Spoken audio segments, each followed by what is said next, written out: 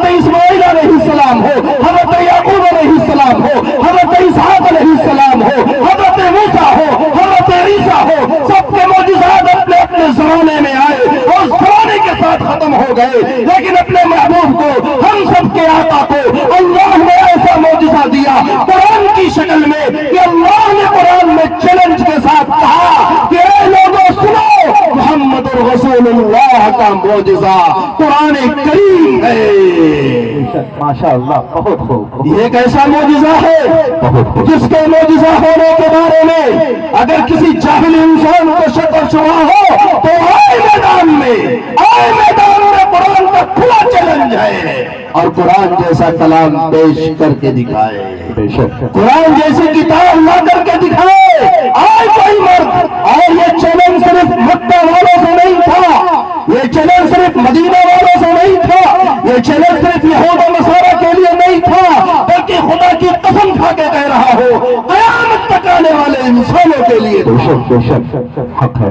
اگر اسلام کی حقانیت پر کسی کو شبہ ہو، محمد رسول اللہ کی عظمت پر کسی کو شبہ ہو تو آئے اور قرآن کا بدل پیش کر کے دکھائے۔ ایک قسم کھا کے کہہ رہا ہو، رب کعبہ کی قسم، میں اس وقت کسی نے جنم لیا تھا جو قرآن کا جواب دیتا، نہ قیامت تک کوئی ماں ایسے لال کو جنم دے سکتی ہے جو قرآن کا جواب دے سکتی ہے۔ بے شک حق ہے مولانا، بالکل۔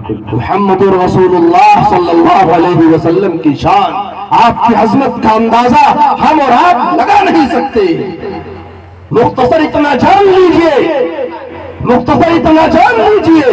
کہ آپ صلی اللہ علیہ وسلم کے اندر اللہ تبارک و تعالی نے سیدنا حضرت آدم علی نبینا علیہ السلام سے لے کر سیدنا حضرت عیسیٰ علیہ السلام تک جتنے انبیاء کرام کے اندر خوبیاں الگ الگ جمع کی تھی، جتنے انبیاء کرام کی خصوصیات الگ الگ بیان کی گئی ہے، اللہ تبارک و تعالی نے ان تمام خوبیوں کو ایک لڑی میں پو کر، ان تمام خوبیوں کو جمع کر کے ذات محمد رسول اللہ صلی اللہ علیہ وسلم کے اندر جمع کر دیا۔ حسن یوسف تمہیں عیسیٰ یدے بیضاداری، حسن یوسف تمہیں عیسیٰ یدے بیضاداری، آج خوبا ہمارا رنگ پیتا ہے، اور قربان جائیے، سبحان اللہ کہیے، دارالعلوم دیوبند کے بانی حجت الاسلام حضرت مولانا قاسم نانوتوی علیہ الرحمہ کی عقیدت محبت پر آپ نے اسی بات کو اس انداز میں بیان کیا کہ جہاں کے سارے کمالات ایک تجھ میں ہے، جہاں کے سارے کمالات ایک تجھ میں ہے۔ آدم علیہ السلام کا کمال، حضرت ادریس علیہ السلام کا کمال، حضرت شیس علیہ السلام کا کمال، حضرت نوح علیہ السلام کا کمال، حضرت ابراہیم علیہ السلام کا کمال، اسماعیل ہو، حضرت اسحاق ہو، حضرت یعقوب ہو، حضرت موسیٰ ہو، حضرت ہود ہو، حضرت صالح ہو، حضرت عیسیٰ ہو، ان تمام کمالات کو، جہاں کے سارے کمالات ایک تجھ میں ہیں اور نہیں ہے تیرے کمالات کسی نے مگر دو چار۔ سبحان اللہ، سبحان اللہ۔ میرے بھائیو، رسول اللہ صلی اللہ علیہ وسلم کی سیرت طیبہ کو بیان کرنے کے لیے اور آپ صلی اللہ علیہ وسلم سے عقیدت و محبت کا اظہار کرنے کے لیے یہ ایک شعر پورے دیوان پر بھاری پڑ جائے گا کہ جہاں کے سارے کمالات ایک تجھ میں ہیں۔ کس کو نکالو گے اب؟ جتنی خوبیاں اس روئے زمین پر انسانوں کے اندر جمع ہونا ممکن ہو سکتی تھی، انسان جن جن خوبیوں کو اپنے اندر سمیٹ سکتا تھا، ساری خوبیوں کو اللہ تبارک و تعالیٰ نے محمد رسول اللہ صلی اللہ علیہ وسلم کے اندر جمع کر دیا اور جھگڑا ہی ختم ہو گیا۔ الفاظ کے پیچوں میں الجھتے نہیں دانا، الفاظ سے بحث نہیں ہے، رسول اللہ صلی اللہ علیہ وسلم کے اندر اللہ تبارک و تعالیٰ کے بعد اس کائنات میں جتنی خوبیاں ہو سکتی تھی محمد رسول اللہ صلی اللہ علیہ وسلم کی ذات گرامی ہے۔ آپ الفاظ و اصطلاحات میں الجھیں گے الجھائیں گے، بات ہو جائے گی خراب۔ جو ٹوک یاد رکھیے گا، جہاں کی سارے کمالات ایک تجھ میں ہیں، اور جو اس کو نہ مانے وہ گستاخ ہے۔ کوئی بھی ہو، کتنا بڑا ولی ہو، کتنا بڑا اپنے آپ کو عالم سمجھتا ہو، کتنا بڑا محدث سمجھتا ہو، کتنا بڑا مفسر سمجھتا ہو، کتنا بڑا فقیہ سمجھتا ہو، کتنا بڑا صوفی سمجھتا ہو، کتنا بڑا بزرگ سمجھتا ہو، خدا کی قسم جو اس بات کو نہ مانے کہ جہاں کے سارے کمالات ایک تجھ میں ہے، وہ گستاخ رسول ہے۔ بے شک حق ہے۔ میرے بھائیوں، اب آپ سوچئے کہ ہم اور آپ کتنے خوش نصیب ہیں، ہم اور آپ کتنے خوش قسمت ہیں کہ اللہ تبارک و تعالی نے ہمیں اور آپ کو ایسے عظیم الشان پیغمبر کا امتی بنایا ہے، ایسے عظیم الشان پیغمبر کا امتی بنایا ہے جن کی عظمت کا کوئی اندازہ نہیں لگا سکتا۔ اور جانتے ہیں، ہوش و حواس میں سب لوگ سن رہے ہیں، اب آئیے میں آپ کو ایک نمایاں پہلو، ظاہر سی بات ہے سیرت طیبہ کا ہر پہلو اتنا جامع ہے کہ ایک پہلو پر پوری رات گزر سکتی ہے، تب بھی اس کا حق ادا کرنا تو دور کی بات ہے، انگلی کٹایا بھی نہیں جا سکتا ہے، اتنا جامع پہلو ہے۔ لیکن بہرحال آپ صلی اللہ علیہ وسلم کی زندگی کا ایک اہم حصہ جس کو خالق کائنات نے اپنے کلام لا ریب میں ذکر کیا، وَمَا أَرْسَلْنَاكَ إِلَّا رَحْمَةً لِلْعَالَمِينَ، کہ پیغمبر ہم نے آپ کو رحمت بنا کر بھیجا ہے دنیا والوں کے لیے۔ اسی ایک گوشے پر کچھ گفتگو کرنا چاہتا ہوں۔ میری مائیں بہنیں بھی ہوں گی یہاں پر، آپ حضرات بھی ہیں، جو نوجوان باہر ٹہل رہے ہیں، ان سے بڑی ہی عاجزی کے ساتھ گزارش ہے کہ نوجوانوں، میں گنہگار لاکھ سہی، ہمارے گناہوں سے آپ واقف نہیں، لیکن ہمارا پروردگار خوب واقف ہے۔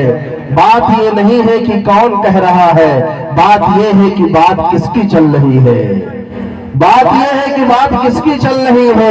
یہ ہم سب کی آنکھوں کے تارے جناب محمد رسول اللہ صلی اللہ علیہ وسلم کی بات چل رہی ہے، جن کا تصور اگر کسی مومن کے دل میں آ جائے وہ دل مچل اٹھتا ہے۔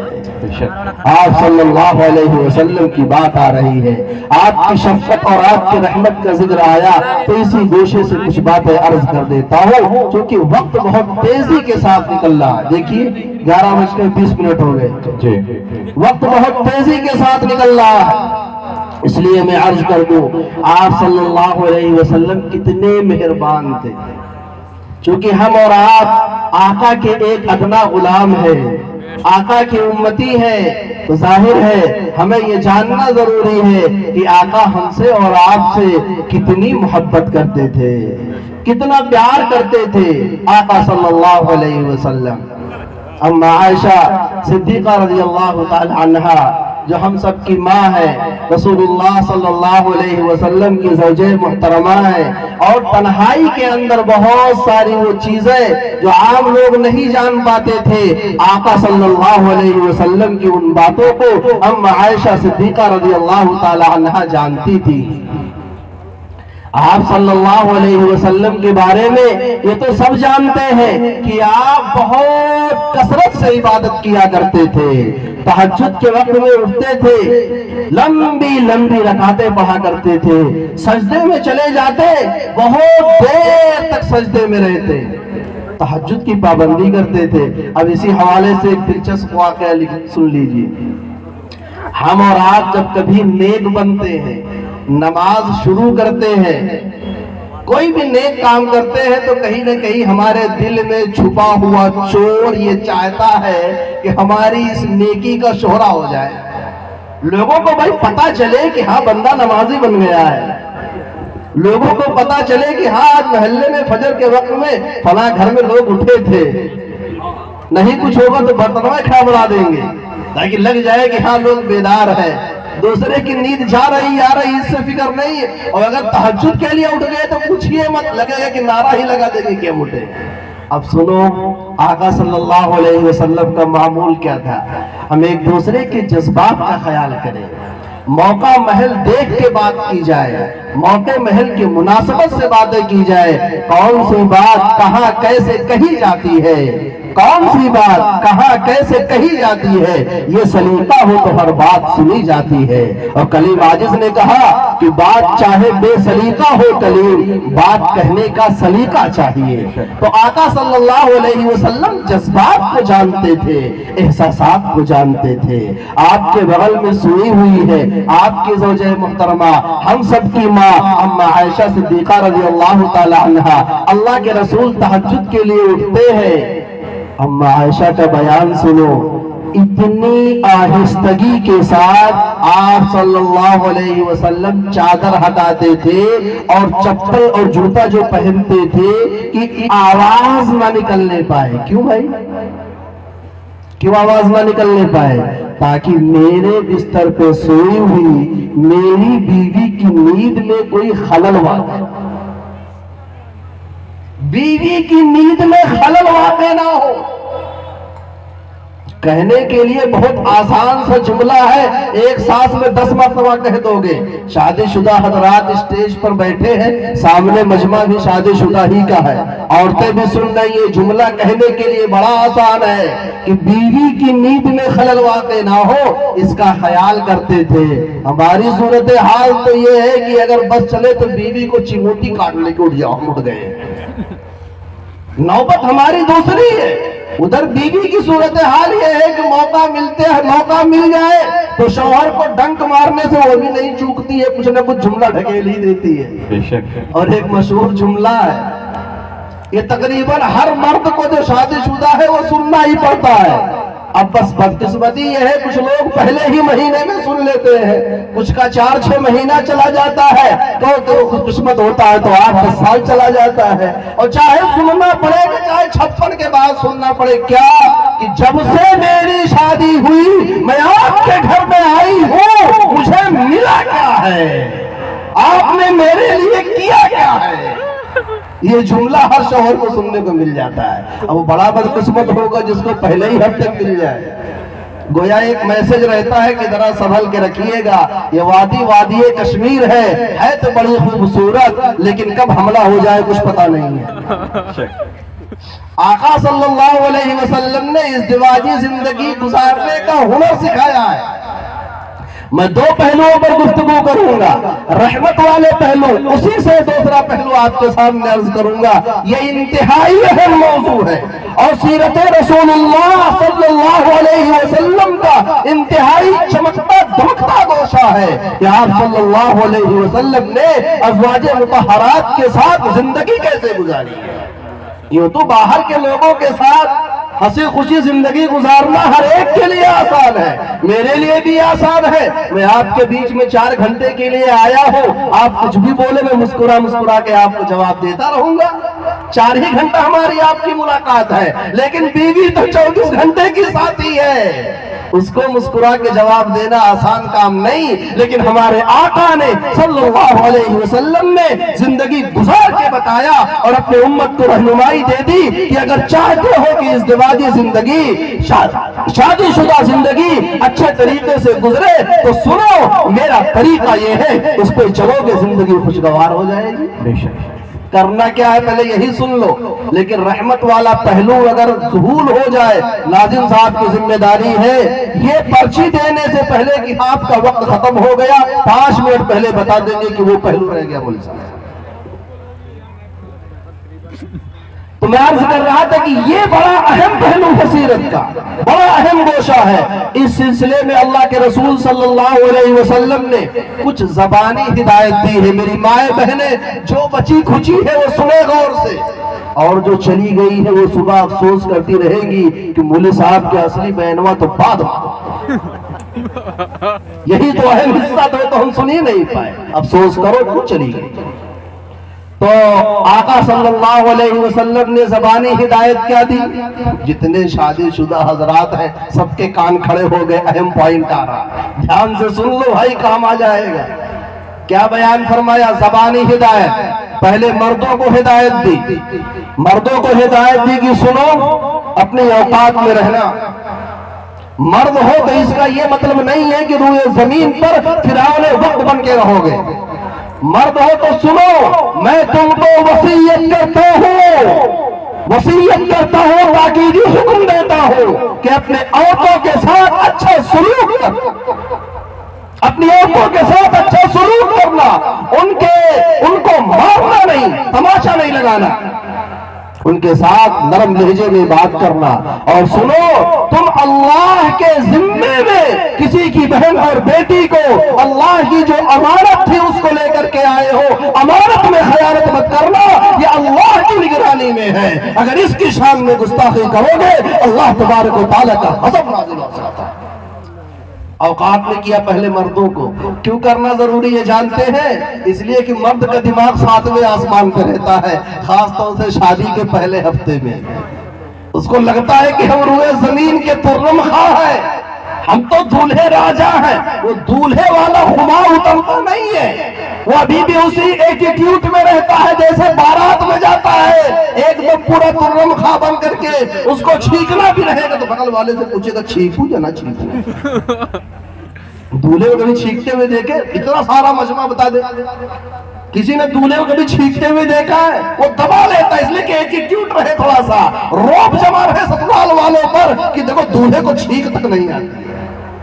وہ نالائق پورے اسی لے میں رہتا ہے. اللہ کے نبی نے فرمایا سنو، بیوی کوئی غلام بادی نہیں ہے، تمہاری نوکرانی نہیں ہے جس کو تم خرید کر لائے ہو، بلکہ یہ تمہارے حصے میں برابر کی شریک ہے.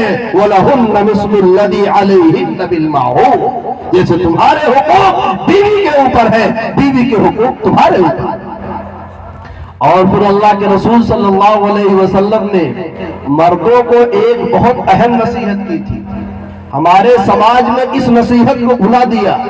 نتیجہ یہ ہے کہ گھر گھر سر پھٹول والا معاملہ ہے، ہر گھر میں آگ لگی ہوئی ہے. آقا نے کیا فرمایا؟ اس بات کو ہم پہلی بات تو سمجھتے ہیں تو عمل کرتے نہیں. ایک موقع پہ رسول اللہ صلی اللہ علیہ وسلم نے عورتوں کے مزاج کو سمجھاتے ہوئے بیان فرمایا. ہر گھر میں عورت ہے، ماں بیٹی بہن ہر گھر میں ہے. عورتوں کے مزاج میں کیا ہوتا ہے؟ لمحوں میں تبدیلی آتی ہے. صبح موڈ کچھ اور ہے، مرد گیا آفس، بیوی کو اچھے خاصے موڈ میں چھوڑ کے گیا، لوٹ کے آیا دیکھا رے پورا منہ پھولا ہوا غبارہ کا ہو کے گیا تھا تو ہنستے بولتے چھوڑ کے. تو مزاج میں تبدیلی ہے. اللہ کے نبی نے بیان فرمایا کہ عورت کی مثال ٹیڑھی پسلی کی طرح. یہ حدیث ہمیں یاد ہے لیکن عورتوں کو تانا دینے کے لیے. کس لیے یاد ہے؟ تانا مار رہے تم ٹیڑھی پسلی سے پیدا ہوئی، ایسے رہو. آقا صلی اللہ علیہ وسلم سمجھانا چاہ رہے، ہم نے سمجھنا ہی نہیں چاہا، اس کو تانے کے طور پہ استعمال کرنا شروع کر دیا. اللہ کے نبی کیا بیان فرما رہے کہ عورت تمہارے لیے ٹیڑھی پسلی کی طرح. ٹیڑھی پسلی جانتے ہو کہاں؟ کیا پتا کوئی کہتے گھٹنے میں ہے، کچھ بھروسہ نہیں. جب پڑھاتے رہتے ہیں دوران درس تو پڑھاتے ہوئے کبھی کبھی طلبہ سے عجیب و غریب سوال کر لیتا ہوں ایسے ہی، تاکہ دیکھو ذرا طلبہ جواب کیا دیتے ہیں. کبھی کبھی بہت دلچسپ جواب مل جاتا ہے. وہ ایک اردو کی کتاب پڑھا رہا تھا، اس میں ذکر آیا سبزیوں کا، ترکاریوں کا، بہت ساری سبزیوں کا. باتوں میں نے اسی لے میں مٹر اور پنیر کے فضائل بیان کیے 2 منٹ، اور نئے طلبہ تھے. اس کے بعد جھٹکے سے میں نے پوچھ لیا یہ بتاؤ پنیر آلو کی طرح نیچے آتا ہے یا مٹر کی طرح اوپر پھلتا ہے؟ جھٹکے پوچھ لیا. آدھے نے کہا نیچے، آدھے نے کہا اوپر، اس لیے کہ سبزی بنتی ہے پنیر کی. تو جھٹکے میں جب کوئی چیز پوچھو تو آدمی جواب غلط دے دیتا ہے. تو آقا صلی اللہ علیہ وسلم نے سمجھایا کہ وہ عورت تمہارے لیے اسی طرح نفع بخش ہے جیسے ہماری یہ ٹیڑھی پسلی جب تک ٹیڑھی ہے تب تک ہمارے لیے فائدے مند ہے. اگر یہ سیدھی ہو جائے، گورکھپور سے لے کے دلی اور بمبئی اور لندن ایک کر دیں گے کہ ڈاکٹر صاحب اس کو ٹیڑھی کر دیں. تو نفع بخش اسی وقت تک ہے جب تک عورت کے مزاج میں تلفن ہے، اس کے مزاج میں رنگا رنگی ہے، اس کے مزاج میں ہما ہمی ہے، لمحوں میں کچھ ہے، لمحوں میں کچھ ہے. آقا نے بیان فرمایا تم اسی کے ساتھ اس سے فائدہ اٹھاؤ. اگر اس کو بالکل سیدھی کر کرنے کی کوشش کرو گے تو ٹوٹ جائے گی تمہاری ازدواجی زندگی، ختم ہو جائے گی۔ آپ اس کو ایک مثال سے یوں سمجھیں، ہم اور آپ ہائی وے کے اوپر سفر کرتے ہیں، 6 لائن 4 لائن پر سفر کرتے ہیں، ایک راستہ وہ رہتا ہے آدمی ایک دم مست چلا جاتا ہے، صرف روڈ ہی روڈ دکھائی دیتا ہے اور کچھ نہیں دکھائی دیتا۔ اور آپ کسی پہاڑی علاقے میں چلے جائیں، آپ چلے جائیں نینی تال کسی اس جگہ پر چلے جائیں، جو پہاڑی راستے ہوتے ہیں وہاں جگہ جگہ گھماؤ ہوتا ہے، وہاں پر آدمی دیکھ کے چلتا ہے، چاروں طرف ہریالی رہتی ہے، ہرا بھرا ماحول ہے۔ سنو، وہ ہرا بھرا ماحول تمہیں اسی وقت فائدہ اٹھائے گا، فائدہ پہنچائے گا جب تک تم کنٹرول میں چلتے رہو گے۔ اگر آپ نے ہائی وے کی طرح ایکسیلیٹر دبایا تو گاڑی کھائی میں نظر آئے گی۔ ازدواجی زندگی کی مثال یہی ہے، اگر سوچ سوچ کر بیوی کے مزاج کے حساب سے چلو گے تو ازدواجی زندگی خوشگوار رہے گی، اور اگر ایکسیلیٹر تیز کر دیا، ایک ہی ڈھرے پر چلانے کی کوشش کی، زندگی ٹوٹ کر بکھر جائے گی۔ یہ تو بتایا مردوں کو، ادھر عورتوں کو بھی سمجھایا، عورتوں کو پہلے زبانی سمجھایا کہ 2 باتیں یاد رکھو۔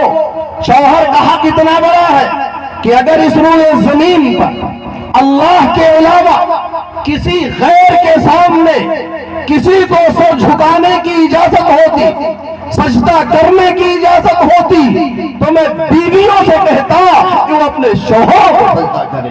اس سے زیادہ بلیغ الفاظ میں شوہر کے حقوق کو کوئی بیان نہیں کرتا۔ پتہ 2 مسئلہ معلوم ہوا، ایک تو اللہ کے علاوہ کسی اور کے سامنے سر جھکانا نہیں ہے، سجدہ کرنا نہیں ہے، کوئی بھی ہو کسی بھی طرح کا کوئی سجدہ نہیں کرنا۔ دوسرے، بیویوں کو بتا دیا کہ شوہر کا مقام بہت بلند ہے۔ دوسری بات ارشاد فرمائی کہ سنو، شوہر کی ناشکری نہ کرنا، شوہر کی ناشکری نہ کرنا۔ جو کچھ وہ کما کر لائے، محنت کر کے لائے، تھک ہار کے لائے، پسینہ بہا کے لائے، خون پسینے کی کمائی لائے، جتنا لا کر کے دے دے اسی کے اوپر شکریہ ادا کرنا۔ کبھی یہ تانا مت دینا کہ تمہارے گھر میں آنے کے بعد مجھے ملا کیا، ورنہ جہنم میں جائے گا۔ اس کے بعد پھر عملی طور پہ رسول اللہ صلی اللہ علیہ وسلم نے ازدواجی زندگی گزاری بیویوں کے ساتھ، ہم سب کی ماؤں کے ساتھ، اور اماں عائشہ نے اس کو پوائنٹ در پوائنٹ نقل کیا، بیان فرماتی ہے۔ سنیے میرے بھائیوں، شاید آپ پہلی مرتبہ سن رہے ہو اور چونک بھی جائے، ایسا کیسے ہوتا تھا؟ آپ صلی اللہ علیہ وسلم، اماں عائشہ صدیقہ رضی اللہ تعالیٰ عنہ بیان فرماتی ہے کہ پوری ازدواجی زندگی میں کبھی ایسا نہیں ہوا کہ رسول اللہ صلی اللہ علیہ وسلم کی انٹری گھر میں ہوئی ہو، آپ صلی اللہ علیہ وسلم گھر میں تشریف لائے ہو اور آپ کے ہونٹوں پر مسکراہٹ نہ مچل رہی۔ جب بھی آقا گھر میں تشریف لائے، مسکراتے ہوئے ہونٹوں کے ساتھ تشریف لائے، لبوں پر مسکراہٹ مچل رہی ہے۔ اماں عائشہ بیان فرماتی ہے، آپ کی اس مسکراہٹ کو دیکھ کر کے پورے دن کی تھکاوٹ دور ہو جایا کرتی تھی۔ یہ انداز تھا رسول اللہ صلی اللہ علیہ وسلم کا، سید الانبیاء والمرسلین ہے، اللہ کے بعد دوسرا مقام نہیں۔